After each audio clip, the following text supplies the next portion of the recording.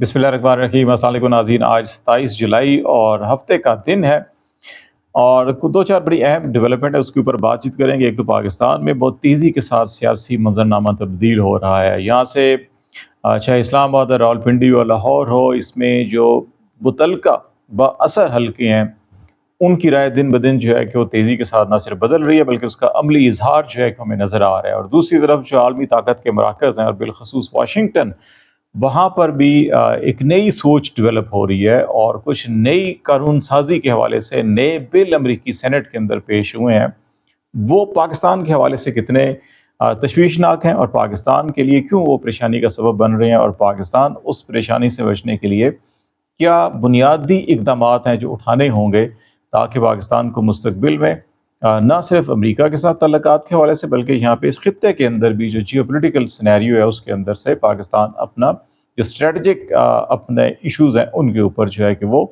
तहफ़्फ़ुज़ भी हासिल कर सके और मजबूत पोजीशन भी ले सके। ये बड़ी अहम मामलात हैं। दूसरी तरफ अडयाला जेल के अंदर भी बड़ी डेवलपमेंट्स हो रही हैं। आप तरह तरह की खबरें सुन रहे हैं, वाशिंगटन से भी, इस्लामाबाद से भी, रावलपिंडी से भी आपको मुख्तलिफ खबरें सुनने को मिल रही होंगी। असल में मामलात चल क्या रहे हैं ये हम बातचीत करेंगे। सबसे अहम चीज़ जो है कि आज हैरान कुन सब के लिए जो है कि वो मुसद्दिक मलिक की प्रेस कॉन्फ्रेंस थी, जिसके अंदर अचानक उन्होंने एक बार जो है ना सिर्फ हुकूमत की तरफ से पाकिस्तान तहरीक इंसाफ को मुज़ाकरात की बात की, पेशकश की, बल्कि हुकूमत ख़त्म करने की बात की, हुकूमत देने की बात की। और ये कहा जा रहा है कि पीटीआई को पहले दिन से हमने कहा था आप हुकूमत ले लें, हम हुकूमत नहीं लेना चाहते। पीपल्स पार्टी ने पहले दिन आपको पेशकश की थी कि हुकूमत ले लें, लेकिन पाकिस्तान तहरीक इंसाफ हुकूमत करना ही नहीं चाहती। वो मुल्क के अंदर इंतशार या फसाद या बर्बादी करना चाहती है। ये वही जमात, वही लोग जो आज से 2-4 दिन पहले, 1 हफ्ता पहले तक ये कह रहे थे कि पाकिस्तान तहरीक इंसाफ और इमरान खान हुकूमत के हसूल के लिए, इक़्तिदार के हसूल के लिए पाकिस्तान की कौमी सलामती, पाकिस्तान का वक़ार, पाकिस्तान की इज़्ज़त, शोधा की तकरीम, गाज़ियों की इज़्ज़त को जो है कि ये और फ़ौजी तनसीबात के ऊपर हमले कर रहे हैं और इनको कोई किसी चीज़ का ख़्याल नहीं है। सिर्फ़ और सिर्फ इनको ये है कि इक़्तिदार में आ जाएँ। आज वही वुज़रा ये कह रहे हैं कि पाकिस्तान तहरीक इंसाफ इक़्तिदार में आना ही नहीं चाहती, वो सिर्फ सियासत, अफरा-तफ़री फैलाना चाह रहे हैं। ये यकायक तब्दीली जो है ये क्यों आई है? क्यों पाकिस्तान मुस्लिम लीग नूज़ हुकूमत से जान छुड़ाना चाह रही है और कह रही है जनाब आएँ पीटीआई हुकूमत कर लें, और लेकिन पीटीआई जो है वो नए इलेक्शन की बात कर रही है। और नए इलेक्शन भी कुछ लोगों का ख़्याल है कि जैसे जमात इस्लामी या बाकी लोग हैं वो कह रहे हैं कि नहीं, नए इलेक्शन नहीं, बल्कि मौजूदा फॉर्म 45 के मुताबिक ये नताइज 2/3 मेजॉरिटी पीटीआई ने हासिल की हुई है, वो हुकूमत करे, किसी नए इलेक्शन के ट्रैप में मत आए। क्योंकि नए इलेक्शन के अंदर जो इस इलेक्शन में खराबियां थी उनके ऊपर ओवर कम सिर्फ काबू नहीं पाया जाएगा बल्कि एक नया रिजल्ट तैयार किया जाए जो पाकिस्तान तहरीक इंसाफ के लिए, दीगर जमातों के लिए भी ज़्यादा नुकसानदेह हो सकता है। असल चीज़ जो इस वक्त जो हमने कहा कि ये जो तब्दीली है ये आपको इसलिए नज़र आ रही है कि इस वक्त जो है कि पाकिस्तान के अंदर भी और दुनिया के अंदर भी मंजरनामा बहुत तेज़ी के साथ बदल रहा है। पाकिस्तान के ज़मीनी हक़ाइक़ दुनिया भर को मालूम है। यहाँ पे वोट की ताकत किसके साथ है, अवाम किसके साथ खड़े हैं, मैंडेट किसका है, ये सबको मालूम है। और अब पीएमएलएन खुद भी कह रही है कि मैंडेट पाकिस्तान तहरीक इंसाफ का सिंगल लार्जेस्ट पार्टी जो ऐवान के अंदर वो पीटीआई है, तो फिर इक़्तिदार आए ले लें, क्यों नहीं लेते? मुल्क की हालात ऐसे हैं, मईशत ऐसी है कि उसको चलाना मुश्किल है, इसलिए नहीं लेने पा रहे। तो चीज़ें तो सारी क्लियर हैं, लेकिन अभी मसला जो है कि वो आपको, अगर मैं थोड़ा सा आपको अमेरिकन सेनेट के अंदर बिल, उस बिल के मकासद और फिर इंडिया के साथ, रशिया के साथ, चाइना के साथ तल्लुकात और इस खित्ते की जियोपॉलिटिकल सिनेरियो और उसके अंदर अमेरिकन पोजीशन, अमेरिका के इलेक्शन के नतीजे में एडमिनिस्ट्रेशन वहाँ पे चेंज हो रही है, ये सारी चीज़ें अगर आप देखेंगे तो आपको बहुत सी चीज़ों की समझ आना शुरू हो जाएगी। और फिर अडयाला जेल के अंदर जो है कि वो अमरीकी सफारतकारों की आमद और वहाँ पे इमरान खान से मुलाकात की मुख्तलिफ अफवाहें गर्दिश कर रही हैं। और यही इसी किस्म की मामलात की बात जो है अमेरिकी सेनेट के अंदर, कांग्रेस के अंदर भी की जा रही है कि जहाँ पे अमेरिकी सफ़ीर को कहा जा रहा है कि वो आप इंश्योर करें, अडयाला जेल जाएँ, मुलाकात करें और 2-4 चीज़ों की एश्योरेंस लें। तो ये सारी चीज़ें अगर आप जोड़ेंगे, देखेंगे तो फिर आपको शायद कुछ समझ में आना होगा। अमेरिकी सेनेट के अंदर जो है कि वो एक बिल पेश हुआ है और ये बिल जो बेसिकली ये इंडिया के साथ जो स्ट्रेटजिक और दिफाई तल्लुकात हैं उससे मुतल्लिक है। डायरेक्ट पाकिस्तान से मुतल्लिक नहीं है, लेकिन उसका एक कंपोनेंट जो है वो पाकिस्तान से मुतल्लिक है। और अमेरिका जो है कि वो इस बिल के अंदर ये कहा गया है कि इंडिया के साथ बिल्कुल वैसे ही स्ट्रेटजिक डिफेंस कोऑपरेशन के तल्लुकात होने चाहिए जैसे जापान के साथ हैं, जनूबी कोरिया के साथ हैं, जैसे कि نیٹو کے ساتھ امریکہ کے تعلقات ہیں، اتحادی ہیں، ویسے ہی تعلقات جو ہے وہ انڈیا کے ساتھ ہونے چاہیے اور ڈیفنس کوآپریشن انڈیا کے ساتھ ہونا چاہیے۔ اور دوسرا جو ہے کہ امریکہ نے ایک قانون پاس کیا تھا جس کو جو ہے کہ وہ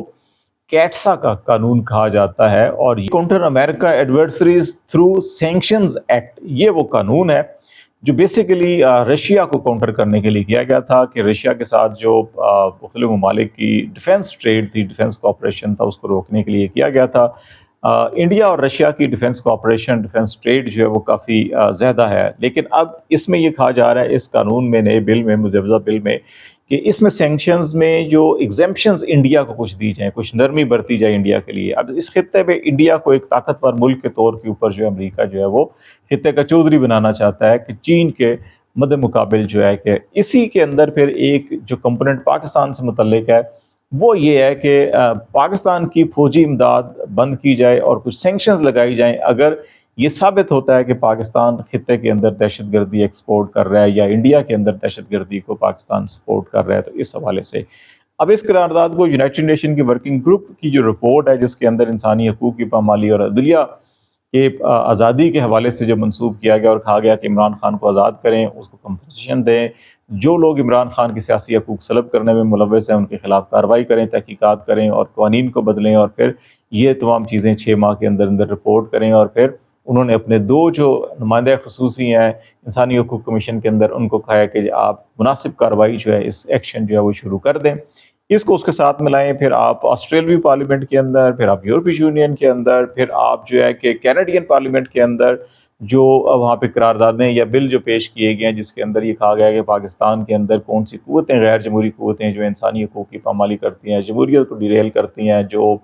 اگین یہ جو بات کی جاتی ہے کہ دہشت گردی کو ایکسپورٹ کرتی ہیں اور ان کے اوپر پابندیوں کی بات کی جا رہی ہے، جب ان ساری چیزوں کو آپ ملائیں گے تو پھر آپ کو کچھ چیز سمجھ میں آنا شروع ہوگی کہ دباؤ آ کس طرف رہا ہے اور کہاں پہ دباؤ آ رہا ہے۔ اور جو یونائٹڈ نیشن ورکنگ گروپ کے اندر سی کلاز ہے کہ عمران خان کے جنہوں نے حقوق سلب کیے، جو ملزمان ہیں، جو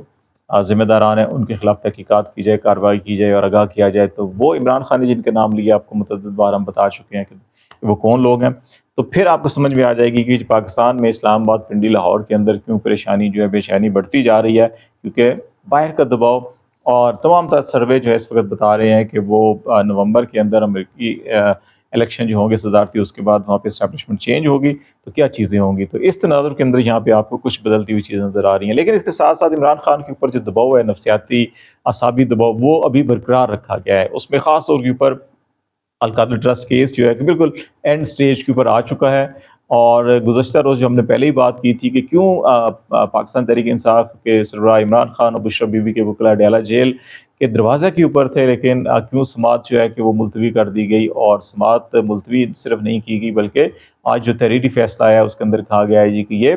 آخری موقع دیا جا رہا ہے کہ ڈیفنس کے وکلاء کو اگر وہ پیش نہ ہوئے تو پھر کارروائی کو آگے بڑھا دی جائے گی۔ اور کس کے لیے کہ نیب کے جو آخری 2 گواہ ہیں اس کے اندر جو پرائم وٹنس جو ہے کہ تفتیشی افسر ہے، اس کے اوپر جو ہے کہ اس کے بیان اور اس کے بیان کے اوپر جرا ہونی ہے، بالکل ایگزیکٹلی ویسے ہی جیسے سائفر کیس اور اس کیس کے اندر میں نے پہلے آپ کو کہا تھا۔ آج جو تحریری فیصلہ آیا اس سے اندازہ ہو رہا ہے، اور اس میں یہ کہا جا رہا ہے جی کہ عدالت جو ہے کہ 10:40 کے اوپر وہاں پہ لگی تھی، وہاں پہ گواہ موجود تھے دونوں، عمیر احمد راٹھور اور میاں عمر نعیم، لیکن ڈیفنس نہیں موجود تھی، دفاع مطلب کہ جو عمران خان اور اس کے وکلاء موجود نہیں تھے۔ 11 بجے تک انتظار کیا گیا، ٹائم دیا گیا، اور پھر 11:15 بجے دوبارہ عدالت لگی تو ملزمان موجود تھے اور ملزمان کے ایک وکیل خالد یوسف چودھری موجود تھے، لیکن خالد یوسف چودھری نے کہا کہ جو دیگر مین مرکزی ہمارے جو وکلاء ٹیم ہے جنہوں نے جرا کرنی ہے، بیان جو ہے کہ دلائل دینے ہیں، وہ راستے میں ہیں اور وقت دیا جائے، لیکن وہ نہیں پہنچے۔ تو اس لیے عدالت جو ہے کہ وہ آخری موقع دے رہی ہے کہ 30 جولائی کو اب سماعت ہوگی، اور اگر اس میں آخری موقع جو ہے گواہوں کے اوپر جرا کا اور گواہ عمیر احمد راٹھور میاں عمر نعیم ہے، تو یہ آخری موقع دینے کا مطلب یہ ہے کہ 30 تاریخ کو اڈیالہ جیل کے اندر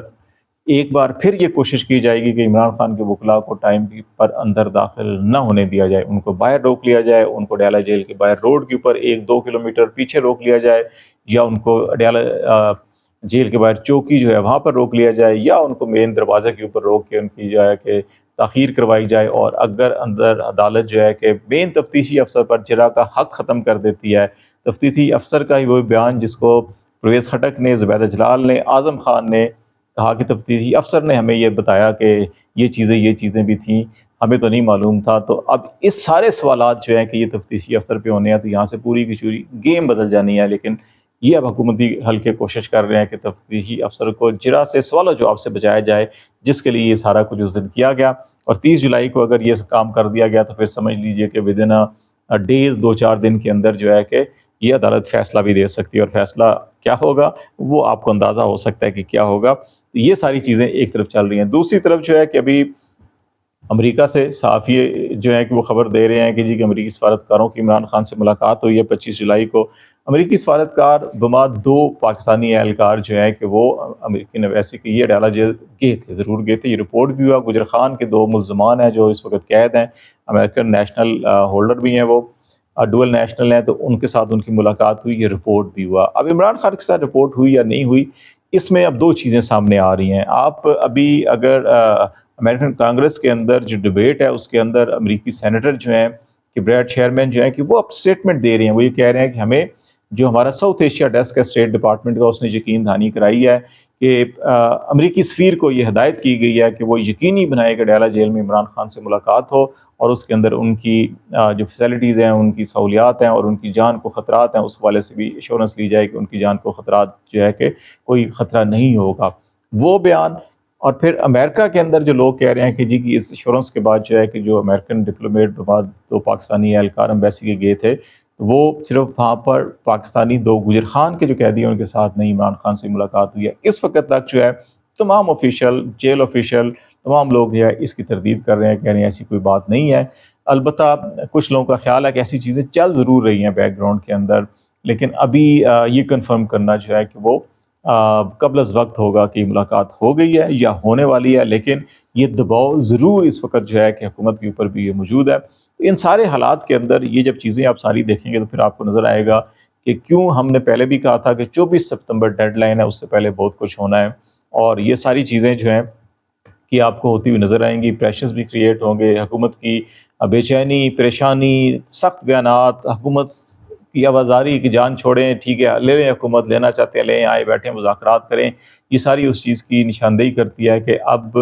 حکومت کو خود بھی احساس ہو رہا ہے کہ ان کے ہاتھ سے چیزیں نکل گئی ہیں، اور چیزیں جو ہیں کہ وہ ریورس ہونا شروع ہو گئی ہیں، وہ رائٹ ڈائریکشن کی طرف بڑھنا شروع ہو گئی ہیں۔ اور رائٹ ڈائریکشن اگر آپ دیکھیں گے تو عوام نے کس کو مینڈیٹ دیا تھا، عوام کس کے پیچھے کھڑی ہیں، عوام کس طرف کھڑی ہیں، وہ سب کو معلوم ہے۔ تو اس لیے حکومت کے اندر یہ آپ کو بے چینی نظر آ رہی ہے۔ لیٹس سی دیکھتے ہیں کیا ڈیولپمنٹ ہوتی ہے۔ آج تک کے لیے اتنا ہی۔ خالد شبیل کو اجازت دیجیے، اللہ حافظ۔